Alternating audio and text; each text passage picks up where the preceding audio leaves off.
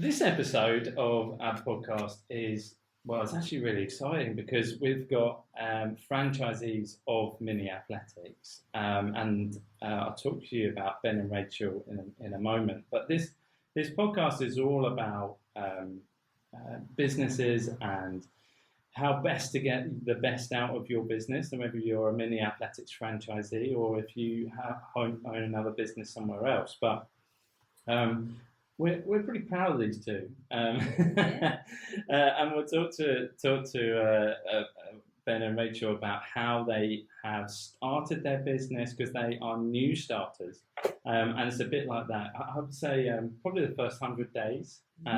But without further ado, welcome Ben and Rachel to the podcast. Thanks for having us. Hi. Thanks for asking us to come on. Yeah, so you're the first franchisees we've ever had on the podcast. So, and I guess we're proud of all the franchisees, and we've got an amazing network.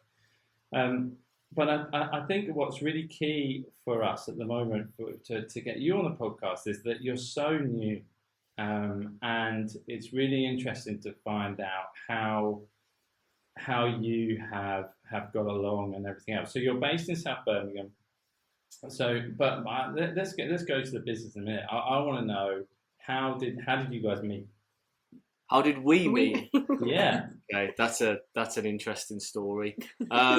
We won't bore you with all the details, but we worked together prior to Mini Athletics. So we basically met at our old office job, which was at the Money Advice Trust. I was a team manager there in the contact centre, and Rachel, you were a mentor and money advisor, in the same. So office. you were Ben's mentor? No. Well, okay. Maybe for some time. Yeah, maybe. No, we both were there for quite a. It's actually quite funny because we both were there for about 13 to 14 years. In total. So we worked there together. We both started as money advisors, and then after around about half of that time, About 8 years, wasn't it? About 8 years, we both left the Money Advice Trust, and we both went to the same job again. And this was a job working in prisons and probation offices, giving debt advice to inmates that were due to be released. And Rachel was there for 4 days. 4 days. She didn't like it. Yeah. And I was there for about 3 months. 3 months. And the contract was a sort of temporary contract, came to an end. And we both went back to the Money Advice Trust again. So we've because I was We just followed each other around. Yeah. So we followed each other around for the best part. And all of that, we 4 weren't years. actually together, were we? No. So we got together. Well, so you followed each other. We were around, just but you weren't friends at that time. Yeah, we You were weren't just together? friends, working together, followed each yeah. other around. I was chasing Rachel, I think, by the sounds of it. And then we went back to the Money Advice Trust, and fate had it. We got together, and here we are now. At Mini Athletics again, working together. But husband and wife. Oh, there you go. I didn't know you worked together before. Yeah. When did you guys get married then? 2017. Yeah. Yeah. Okay. Coming up 6 years in November. Yeah. Okay. Well, congratulations. Seems like a long time ago. I know. Lifetime ago. And did you? Because I thought you might have met at university. Actually, I thought you were together when you went into the job. So that was why. No, right. Okay. So. So I came to Birmingham to go to uni, and that's what brought me to Birmingham.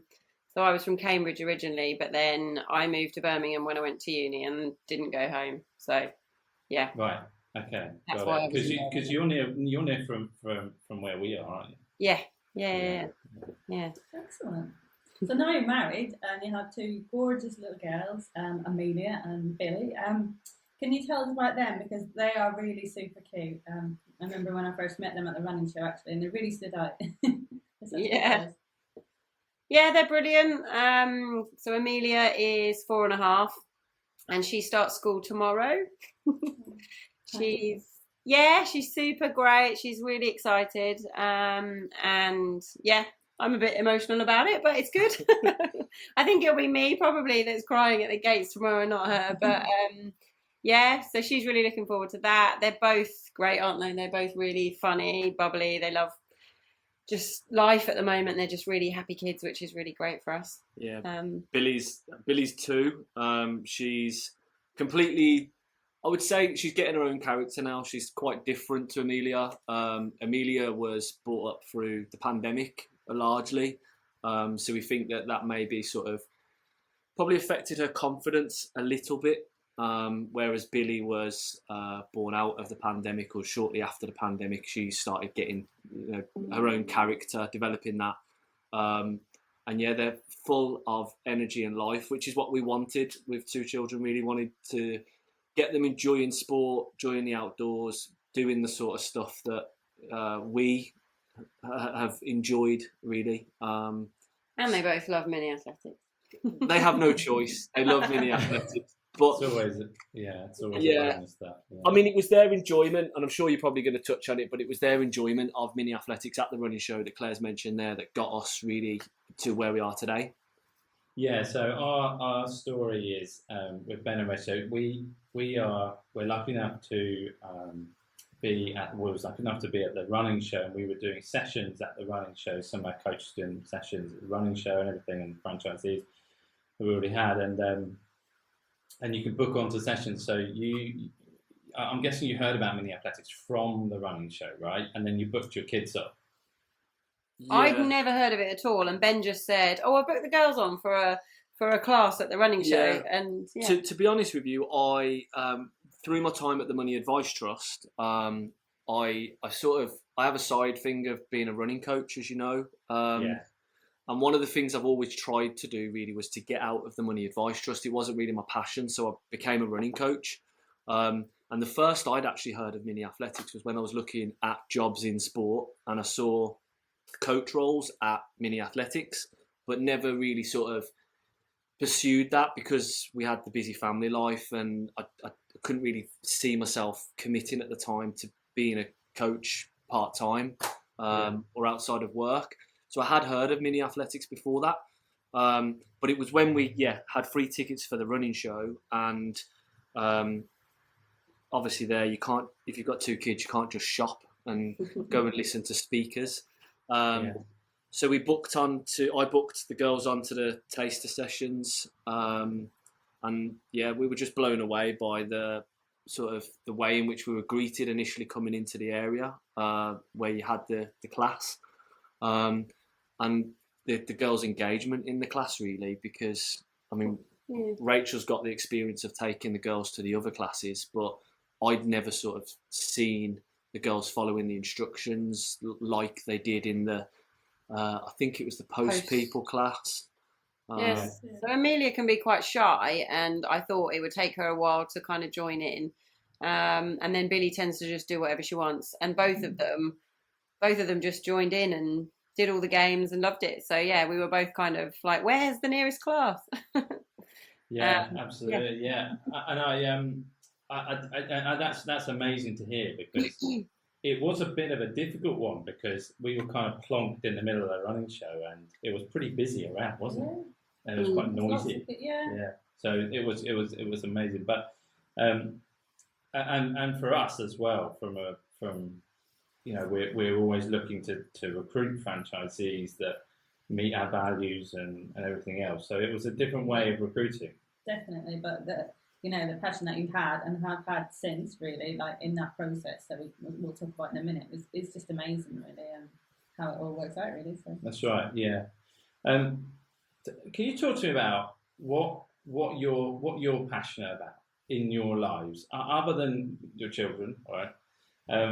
You touched on it already, I think, but what are your hobbies? What makes you tick? Other than what we were doing just before we came to do the podcast, which was watching Home and Away. Well, yeah, we're big Home and Away fans. The pictures behind us of our honeymoon in Australia. Well, you weren't joking. No, we spent. I didn't even think that was a joke. Yeah, no, we spent 2 days at Summer Bay On our honeymoon. meeting the stars. Yeah, I shouldn't have admitted that. Can we cut that bit out? I think it's great. No, look. Who did you meet? Did you meet Alf? Saw Alf. Justin Morgan. I don't think Anyway. Alf's the only one of the oldies. Probably. I mean, Alf's still in it, Marilyn's still in it, and Donald? Irene. Donald died ages ago. What, in real life or? Oh no, well, I'm not a big fan. Oh, right, okay, right. Yeah, but I mean, Home and Away was something, but no, passions. We sort of we met through a love of running.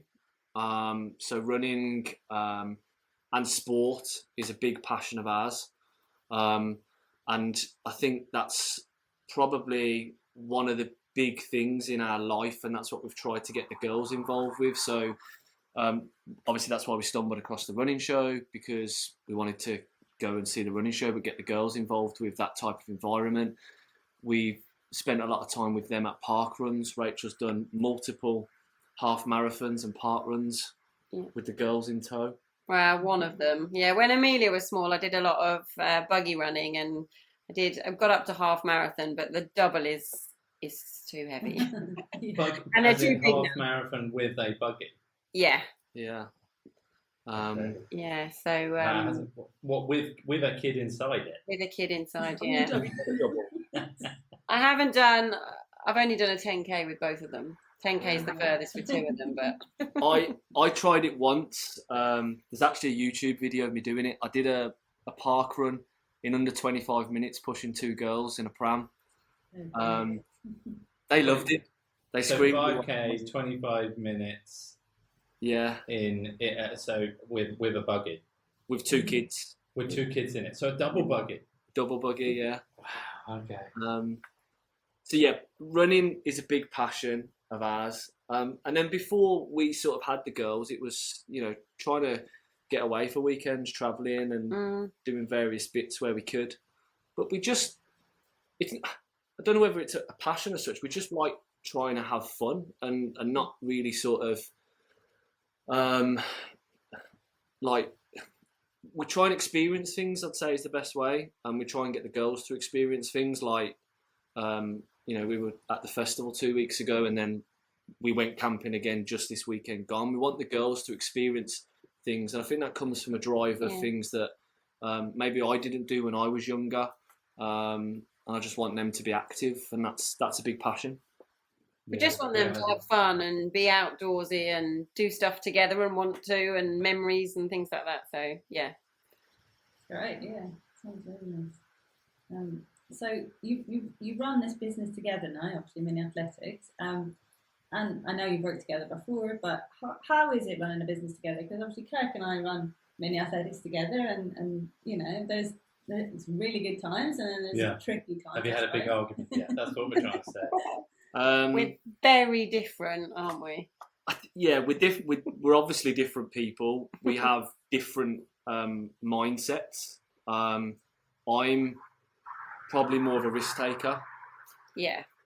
I was a bit scared at the beginning, and it was me that wanted to take it slowly. And so to start with, it was just me. Ben was working full time, and I only had, I was doing part-time work. And then Ben was like, oh, let's just go for it. Let's just go all in. And that was a bit scary for me, but it paid off. I think what it does, though, is because I'm a bit more of a risk taker, and Rachel's a little bit more cautious. We have a really good balance with how we want, how the business and our Mini Athletics franchise has gone and where we intend it to go. We do get that balance. We will say there's been like the heated discussions here and there because you don't always agree, but we haven't fallen out. Like we still sit and watch Home and Away every night. Yeah, so I mean, from our perspective, we've been going for years now, hasn't it? I mean, and it's a bit of a while to get used to, I'd say. I think I'm probably more like Rachel in that terms of coming from, a teaching background, and you've run businesses before, haven't you? So it just takes a little bit of a while to get used to what each other's good at and what you bring to it. But I think it's always been a team kind of effort, hasn't it? Yeah. Even when I wasn't sort of in it as fully as I am now, and then just coming on board and working together more and figuring out how that works, really. But it is great, isn't it? Because yeah, it is, especially when with Amelia and Billy. I mean, because like we get to take them with us when we're going. I mean, they, like for example, Car Fest. We do, which you are at, which is the Car Fest, and where we actually got to experience. We're working, but they get to experience that with us. So I think that's good. But I think that where we might lock horns, I suppose, is when I have like a really off the wall idea, and I think it's an amazing idea, and then you say something like that's a really crap idea, and then I get the and then I realise that about 12 hours later, that actually that's a crap idea. Well, no, it probably is a good idea, but then we'll talk about it together, and it'll evolve probably. So yeah, yeah, that's true. I'm not saying all your ideas are crap. Well, yeah. I do sometimes feel that I'm the real one. Sometimes Ben gets carried away with something, and I think, but will that really work? Yeah, that's it. That's it. I mean, we've got the right balance in actually. If I look at more things, so like I'm a bit of a risk taker. Rachel's a bit more cautious. I'm like, I try to be really positive and a bit upbeat. Rachel sort of I sometimes get sometimes be a little bit like that. And I think we've both got quite a lot of energy as well. And we support each other through all the difficult times that we've had. Because, I think at our training day, you talked about the fact that it's like a roller coaster. And we've had some really good highs, and we've had some sort of panics. Like there's been tears. We won't say from which one at the start, thinking, have we made the right decision? But we're sitting here now, like knowing that it is the right decision. Yeah, definitely. And we keep finding things out about each other and ourselves in terms of how the business works. We definitely have our own strengths and weaknesses and areas of the business that we kind of divided it up a bit, haven't we? Into the bits that I do and the bits I'm good at, and the bits that Ben does. Yeah, and some of that's come naturally, and some of it is we sat down and just went, right, what tasks can I do? What tasks can you do? And when can they be done around, obviously, the classes, and also looking after the girls as well. So it's good that you've identified your strengths and possibly your weaknesses and how you complement each other on that. I think that took us a bit of a while, actually, to really sort of get those in line and say, okay. Yeah.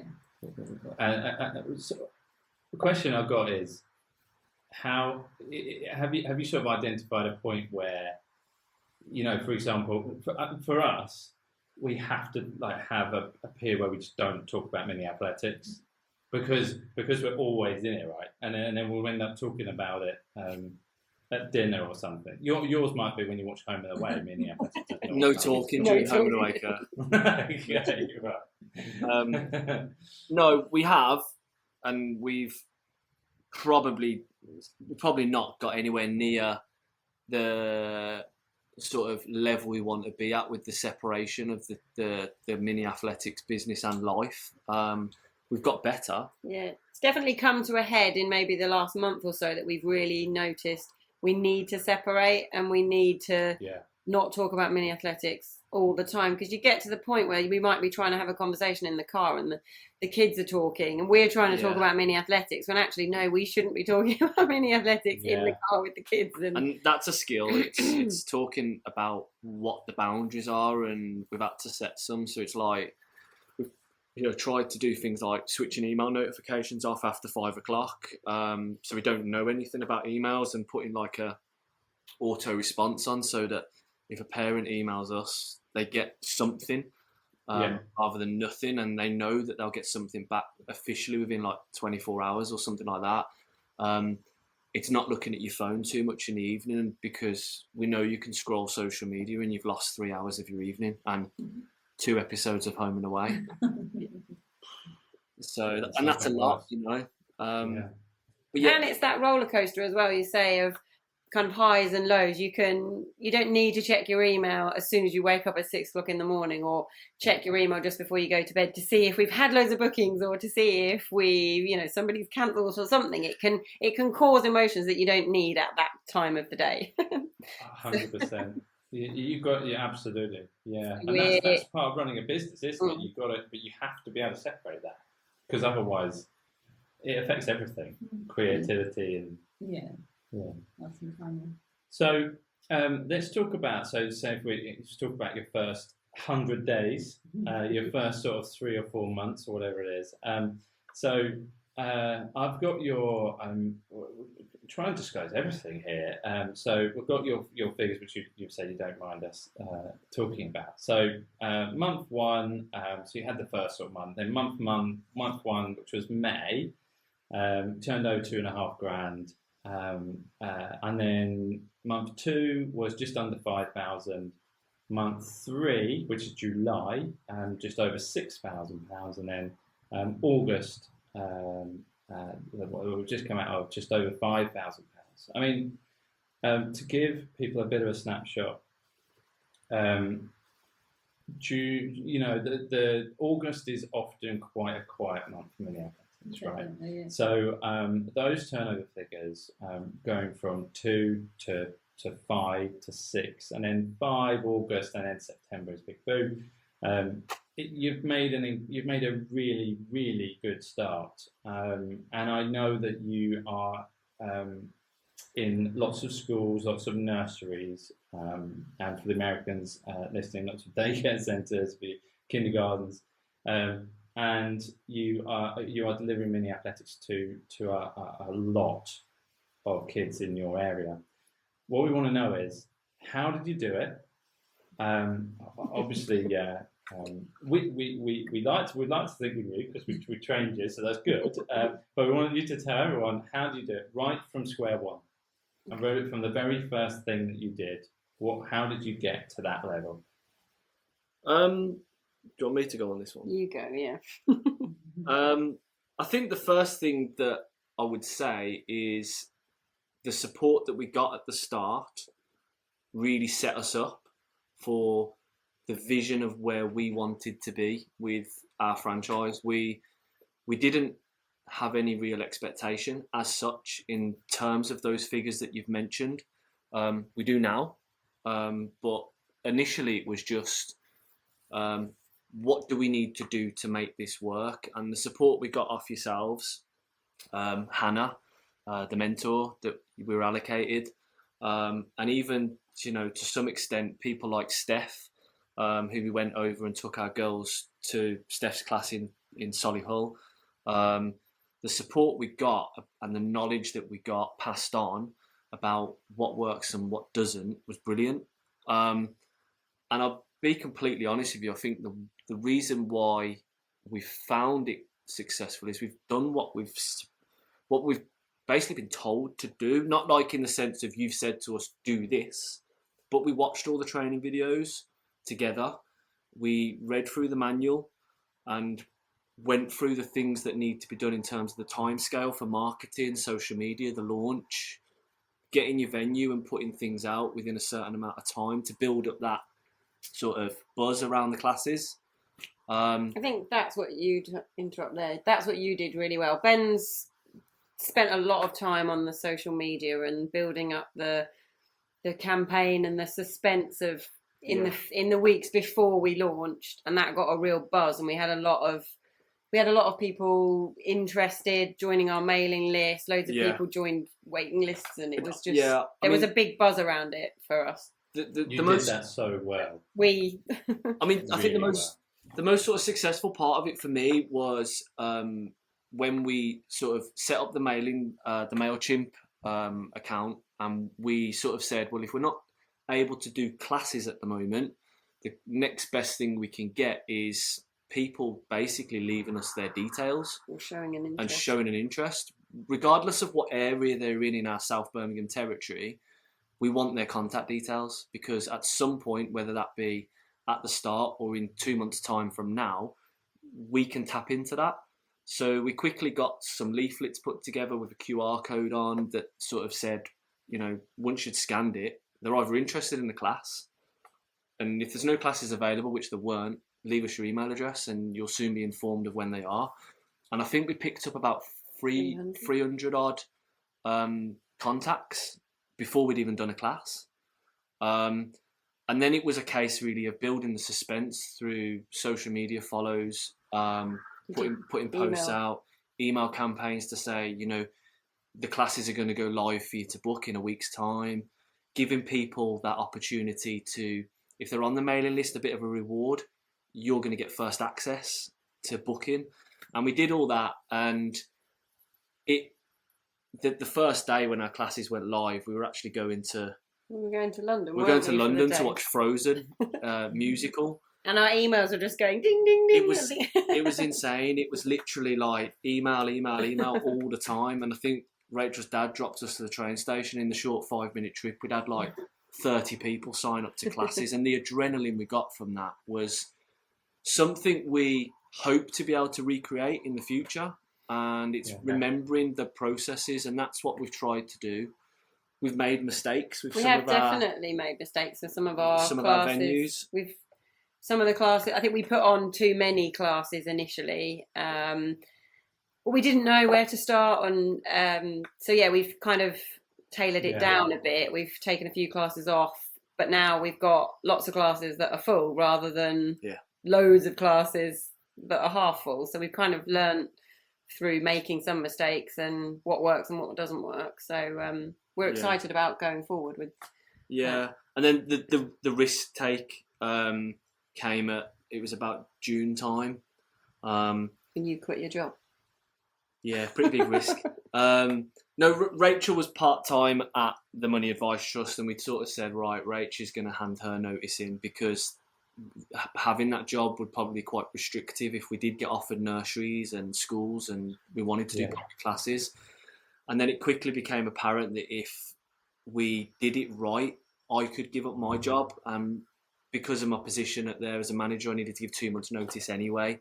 So we sort of said 2 months, we need to make sure that we're where we need to be in that 2 months period. And I think that there's no bigger driver than the motivation to make something work, because if you don't, you could lose the very roof over your head or food off the table type thing. So there was no bigger motivator than that. And we're just lucky that we've had the support from HQ, regular check-ins, learning from other franchisees that we've been lucky enough to meet, and we're still learning now. So we're excited to see where it can go, really.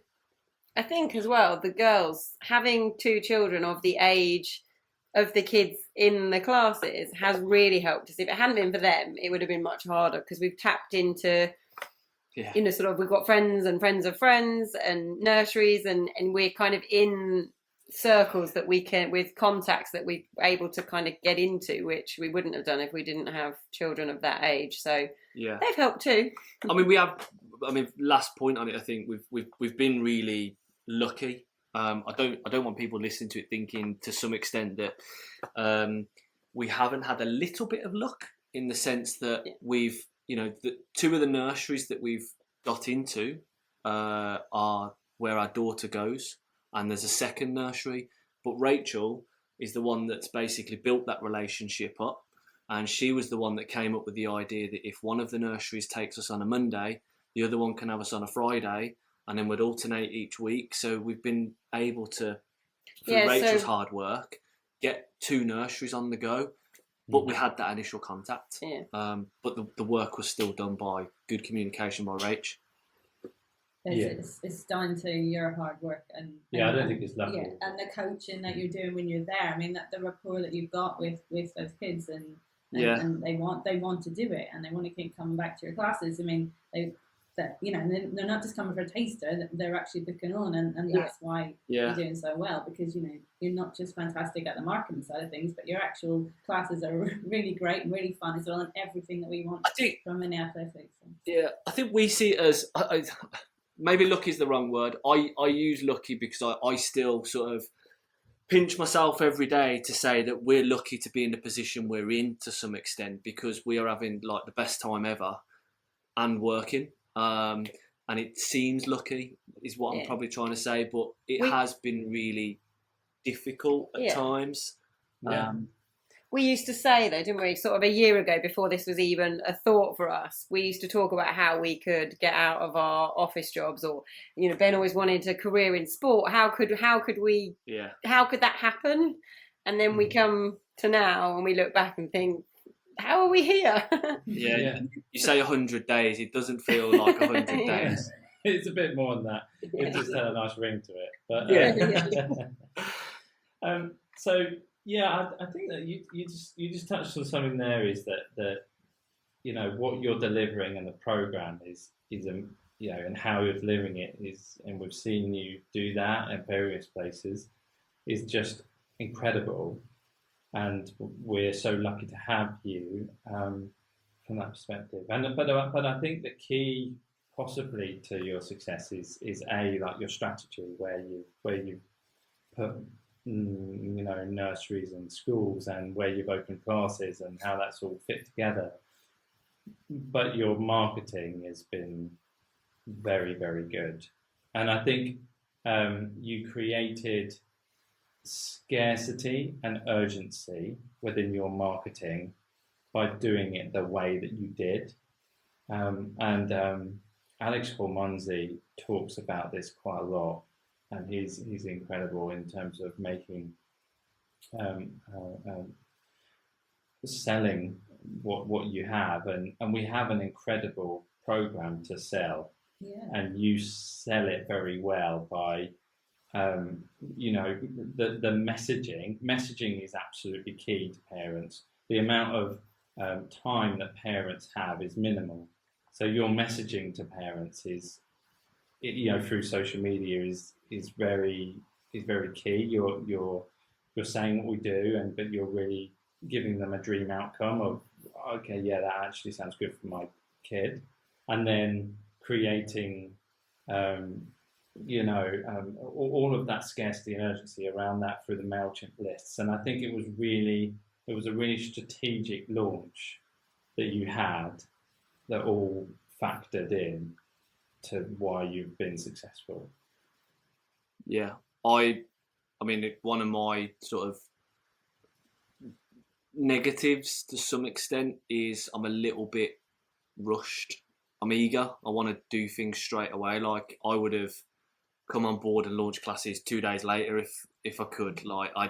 But it was, we need to get that strategy. We followed the sort of, through the meetings with yourself and Hannah and the manual and stuff, that we wanted to do it right. And Rachel pulling me back and saying, actually, we're going to wait, and this is what we're going to do. We've got a big wall planner, and we had, right, on this day we'll send that email, and then this day we'll launch it, and it was all like, no, we need to wait then. So they've got this many weeks before the launch and stuff. So that's amazing. So everything was really organised as to like, when you were going to do. Yeah. We knew where our venues were going to be quite early on in our mind, because we knew the area, which is great, because we've got such a good area. So we knew where we wanted to launch. We knew from our own research of taking the girls to classes where the classes were successful, and we announced the venues, but we didn't allow people to book them. We put the MailChimp together. We had 300 odd people on it, and because the classes are limited at 14, there's only like 100 people, luckily enough, that's going to maybe get those spaces. So we had that urgency, that scarcity. I remember reading a book, I don't know who it's by, called Oversubscribed. And it talks about basically making a demand and becoming oversubscribed. And we were oversubscribed, and we still are. We've got weekends, aren't we? We've got waiting lists with 60 kids on there, which can't get into classes. And we email them, inviting them, and they either miss out or they don't pick their emails up at the right time. But we are now at a point where we are oversubscribed, and we're looking at ideas to launch Sunday venues to maybe accommodate them. But let's say we have made mistakes in the past with summer venues where we've rushed them a little bit and it didn't work. So it just proves furthermore that having a plan, having a strategy, a timeline works really well.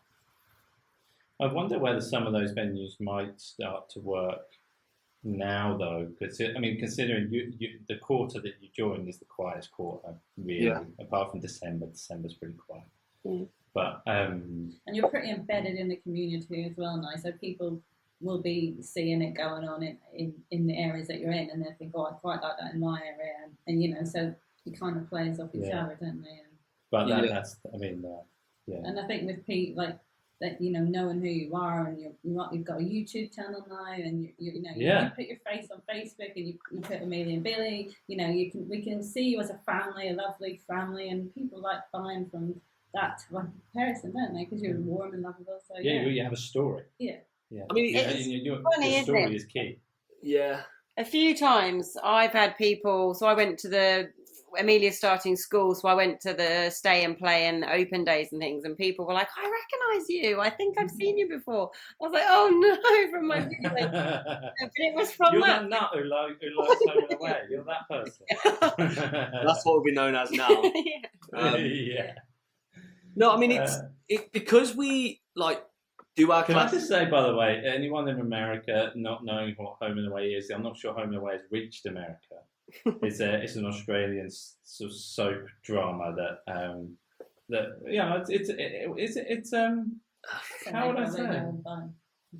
I mean, it's pretty special. I'd say. I think it's been quite running big about island. 500 years. It's definitely big in Ireland, yeah. So yeah, we used to be. I come from Ireland. We used to be like 6 weeks ahead of the British channels. So I used to get to watch it 6 weeks ahead. I mean, we go through a Christmas period where they don't show it on British TV, and you fall behind. That's why. There's a whole podcast on Home and Away. Anyway, carry on. No, it's been really great in terms of the community because we do a lot of walking. We've got a really big green space where one of our classes was in the summer outdoors, which we've now moved indoors because of the potential for rain and stuff. But we have our Mini Athletics t-shirts on, and then sometimes we haven't got time to change out of them because we've got to take the girls somewhere. So we're walking around high streets and coffee shops with Mini Athletics t-shirts on, and even when we're not, we see the amount of children we get staring at us in supermarkets and walking the streets, and the parents don't know who we are because we're in nurseries is quite strange. Well, a kid said to me yesterday, excuse me, you look just like Coach Rachel. I said, I am Coach Rachel. I'm just not in my kit today. Yeah, so we've built that celebrity. Yeah, I didn't want to say it. With the 3-year-olds. We feel like we have got the communities and the closer communities really on board with what we're doing, and we have, been building good relationships through the nurseries and the schools and the public classes as well.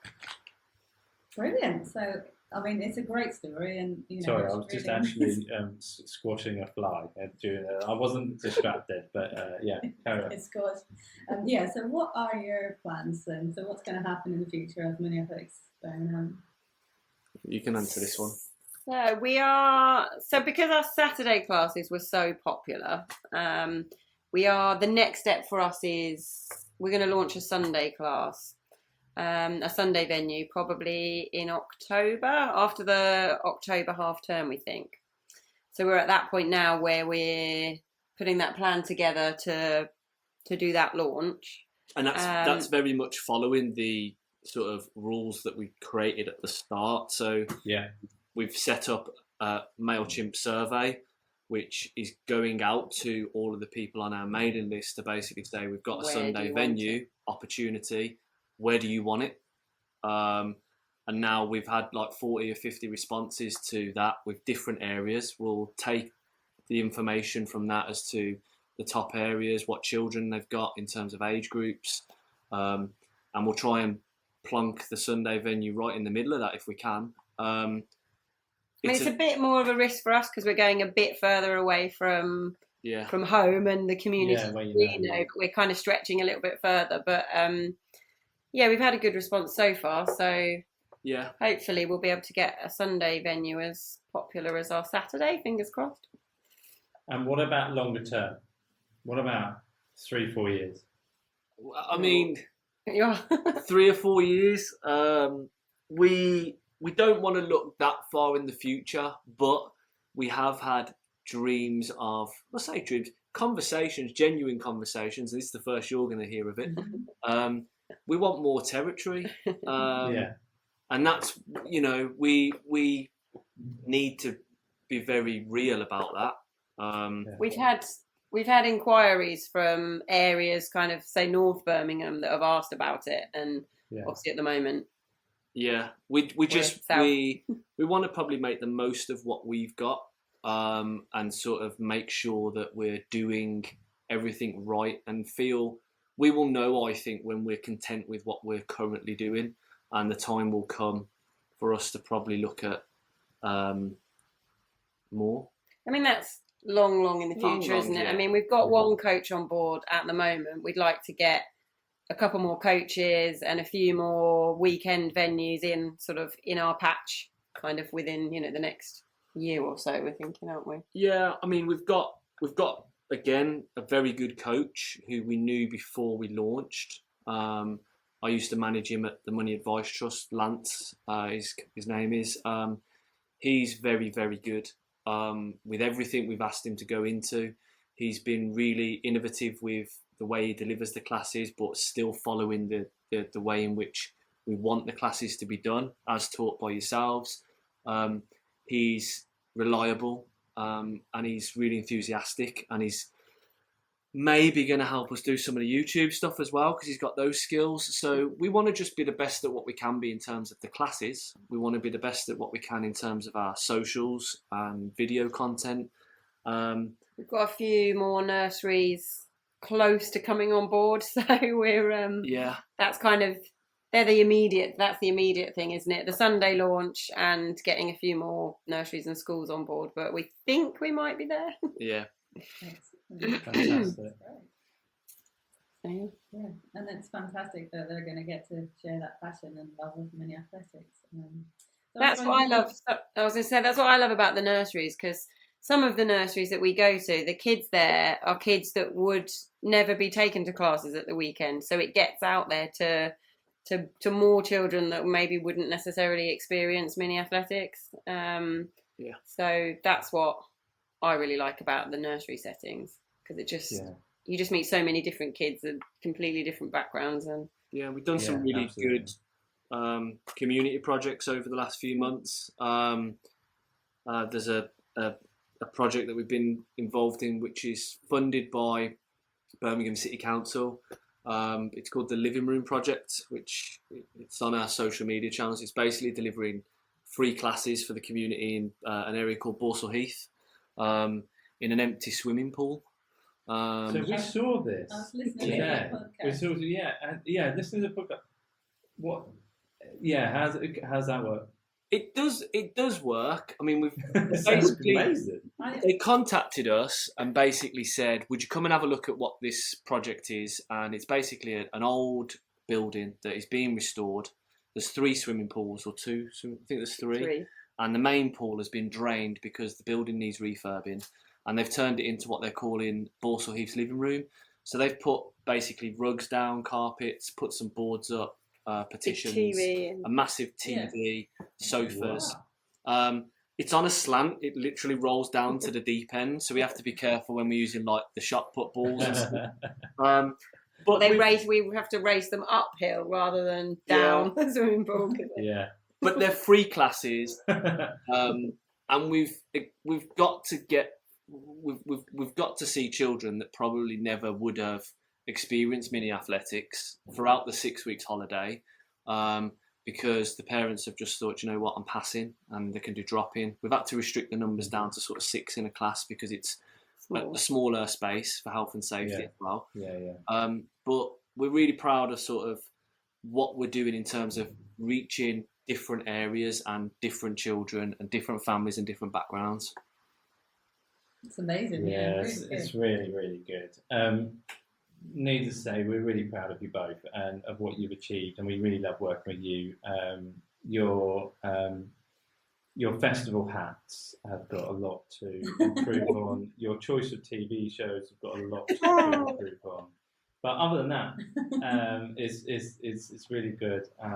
So thank you for your thanks time. So much. Yeah, it's been No, like, thank the you. running show was only in January, wasn't it? So It was. you know, it's Yeah. not that long ago. Really. Yeah, and now is what's the date? September. Yeah, So just yeah, the so, beginning of September. so yeah. it proves how quickly you can come on board and be a really real success. And we're as long as you do the right things, and that's what you've done. So Yeah, no, thank you. We're grateful for the opportunity, and as I say, the support we've had has been brilliant. And we'll just, keep enjoying it and supporting each other. Yeah. And who knows what the future brings. Thanks, guys. Definitely. Yeah, thank you so much. Thanks. Thanks. Thank you.